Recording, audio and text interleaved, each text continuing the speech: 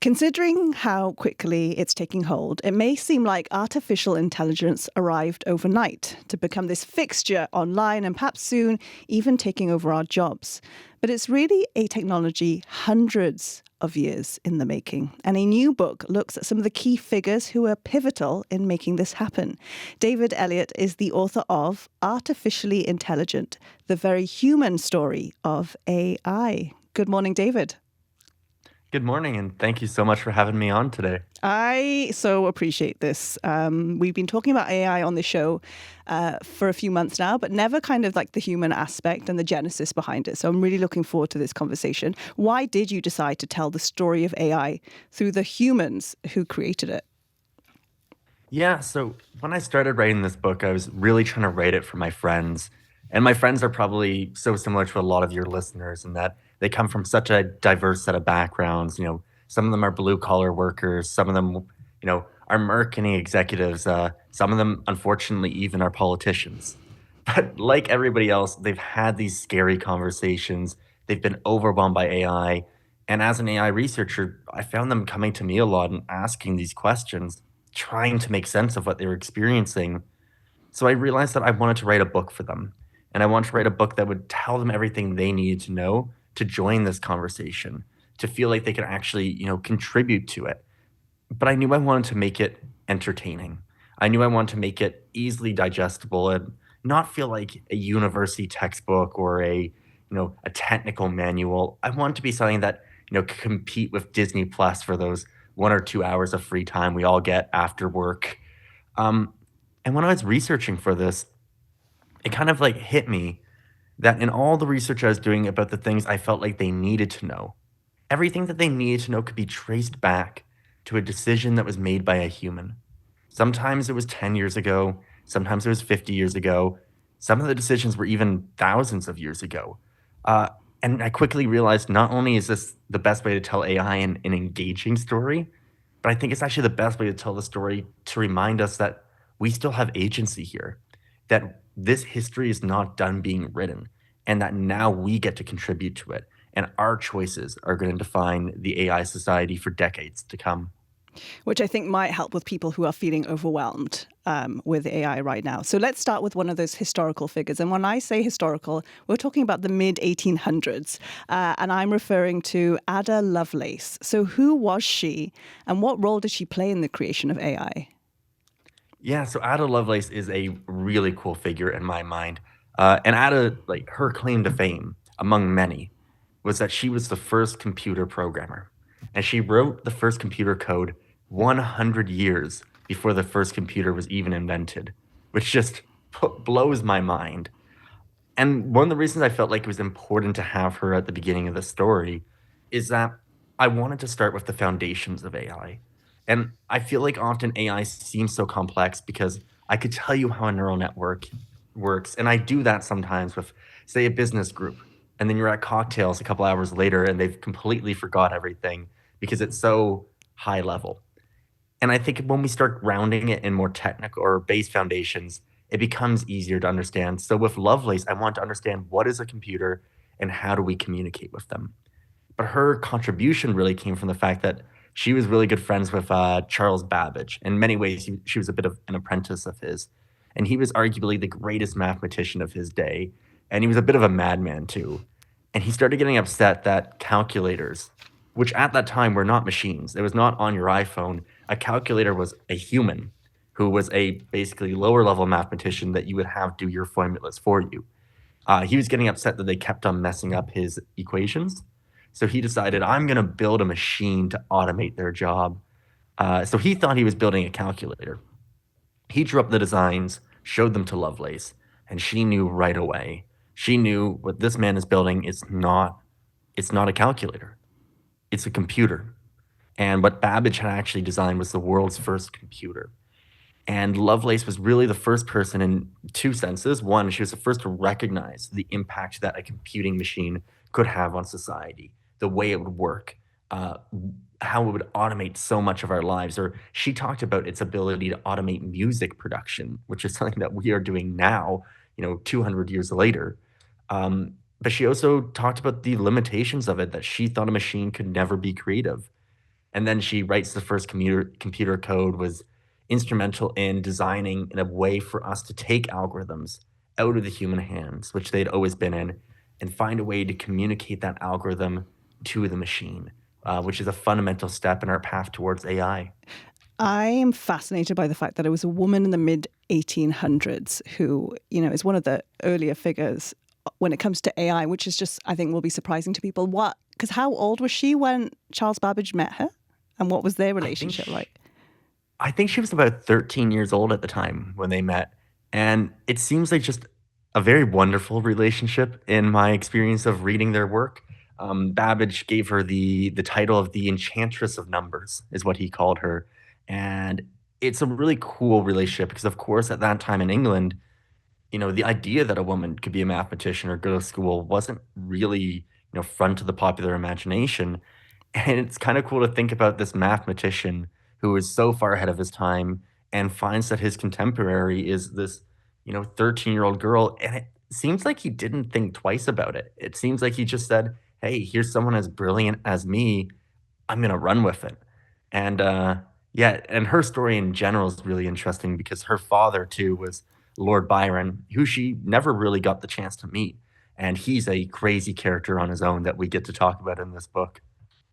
I'm a big fan of Lord Byron, Mad, Bad, and Dangerous to Know. So, respect to you for managing to bring him into a conversation about AI. So well done. I think there's lots more there too to talk about. But let's go on to another figure in your book, Alan Turing. So he's famous for the Turing test, and that test is to determine a machine's ability to show intelligent human-like behavior. He was also very spiritual. So, what was his contribution to AI and how did he view it? Yeah, so Turing was really the inheritor of Babbage and Lovelace's work because after Babbage and Lovelace, no one dared to build a computer. But Turing is considered to be the father of computing because he wrote originally the first paper that kind of signaled that there was a new way to do this, which was digital computing. And that's what we think of now as computing, whereas Babbage's device worked completely differently. But not only is he the father of computing, he's also considered to be the father of AI because in, I think it was 53, he published this incredibly important paper in Oxford's journal Mind, arguing that we could build thinking machines. And when I read this, we talk about it a lot in AI as kind of the start of this. But I was really curious, why did he think that? Why did the father of AI think, or father of computing think we could have thinking machines? It seems very strange. And the conclusion I came to, which is not fully my own, there's others who have done most of this research for me, to be honest. But the conclusion was that it has something to do with the death of his first love, Christopher, which is a very tragic story because Christopher died right before Turing went to university. It was about a year beforehand, and it deeply damaged Alan. And if you read his early writings when he was at Cambridge, they weren't about engineering, they were about philosophy, specifically philosophy of the soul. And he was trying to grapple with this idea of if his friend was still around him, if there was still a way to connect with his friend. And Turing was an atheist, so he was really dealing with these from this very outside perspective. And he came to the answer in a very tragic way of that he decided there was the human spirit. There was this separate thing we call the soul, but it didn't have any purpose without the body. Because in that spirit is contained our ability to love, is contained our ability to have a personality, what makes us us. And that spirit drives the body like a vessel, like a vehicle. So when the body dies, the spirit has nothing to do and basically floats around doing nothing. He didn't really believe in an afterlife, which was quite tragic that that was his conclusion when you think about the reasons why he was looking for it. But it's important for AI because when he talks about intelligent machines, what you realize is that in that moment, he had separated the idea of the mind and the body and said that the body is where all this calculation is done. The body is where thinking is done. That spirit, that's consciousness. He didn't think he could build that. He didn't think he could make a conscious machine. But the body part, that was an engineering problem. And that he did think he could do. So what he was arguing was he thought that in 50 years' time, we would be able to build machines so complex that they would rival the mechanics of the human body and be able to engage in behaviors that we saw as being intelligent. They'd be able to act on their own volition in a sense. But importantly, he didn't think they would ever be conscious.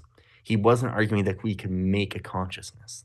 And that's really important to remember when we think about ChatGPT and these other chatbots we have now, because they might feel so human, but they don't have a soul.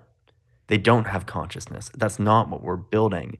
And that's why a simple tweak to their programming, a simple tweak to their protocol can completely change the way they behave. And on one hand, they can be extremely sterile and be used for stocks.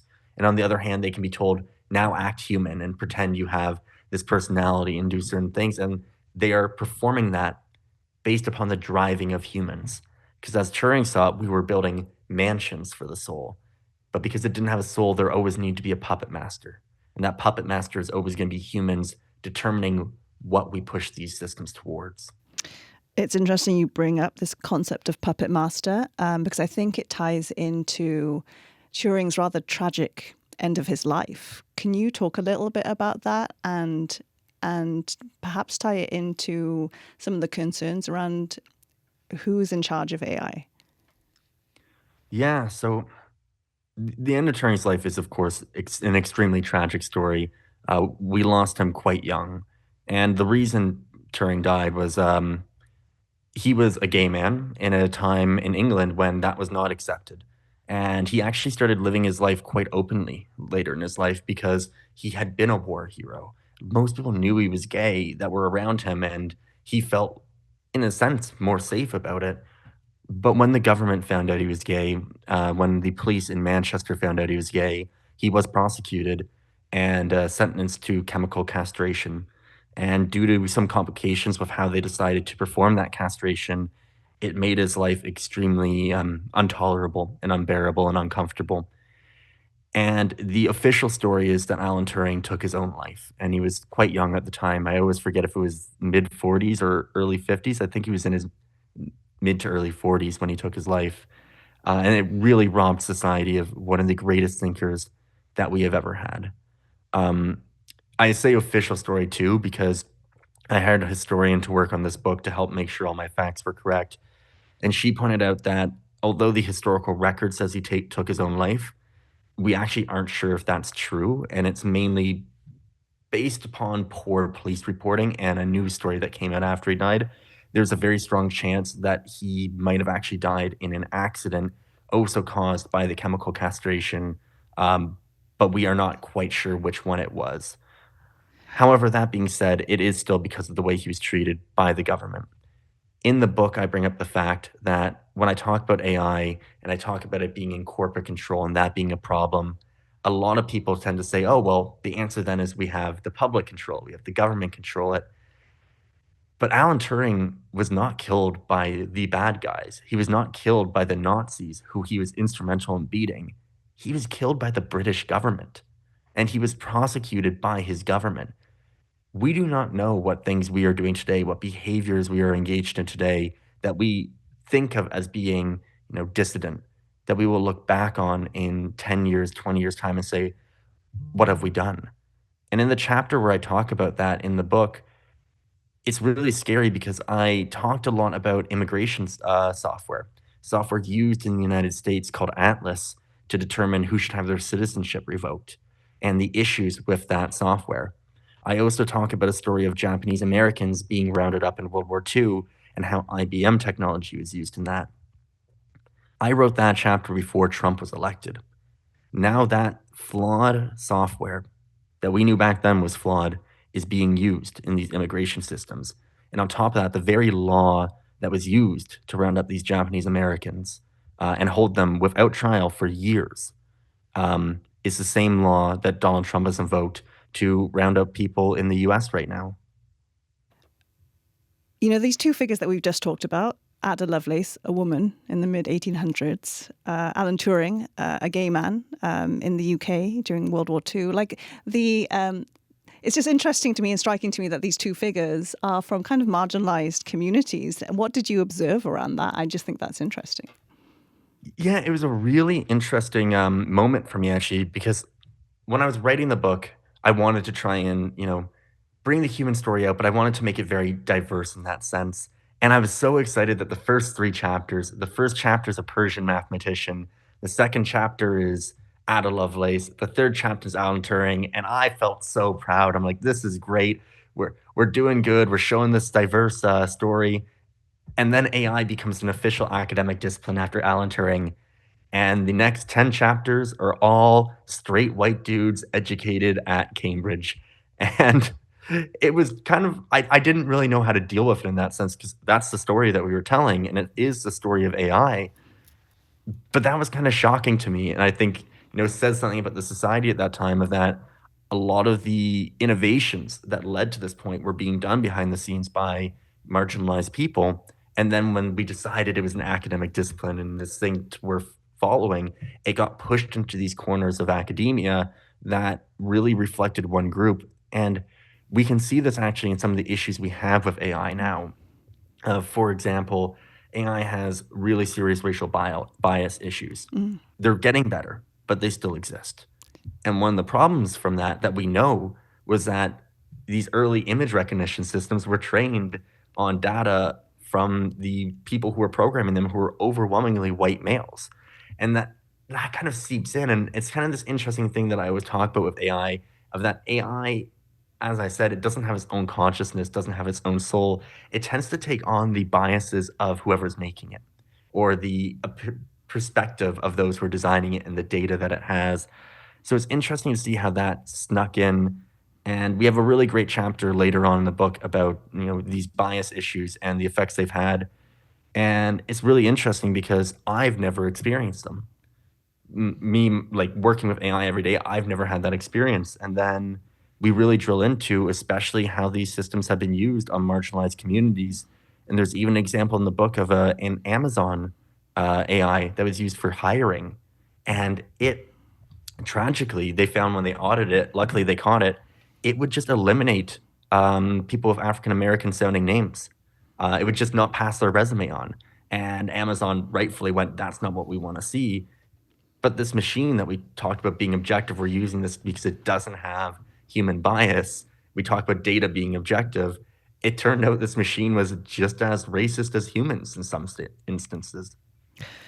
Bringing it closer to home, some Canadians might be familiar with Geoffrey Hinton, known by some as the godfather of AI. So who was Geoffrey Hinton? We're talking about like the 80s to early 2000s. Give us a sense of who he was and how fitting that moniker was.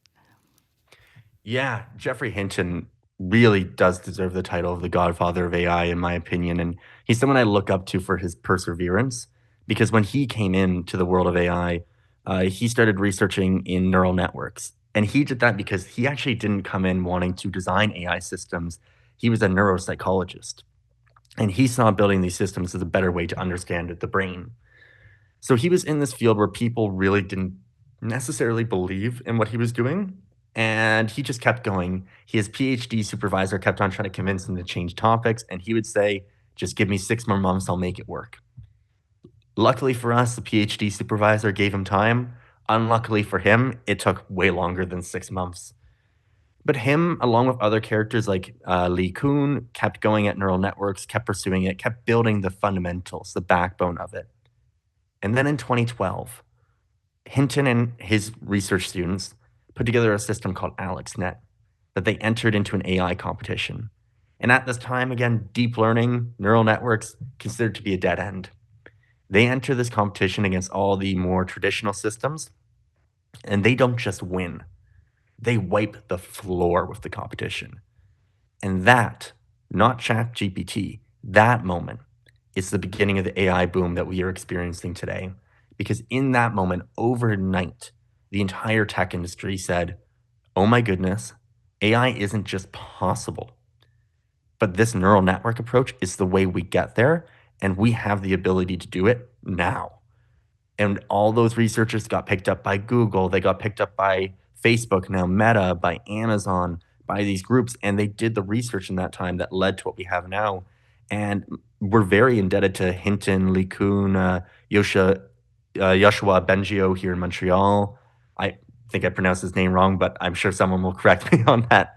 So we are really indebted to these people, but Hinton really was a major player there.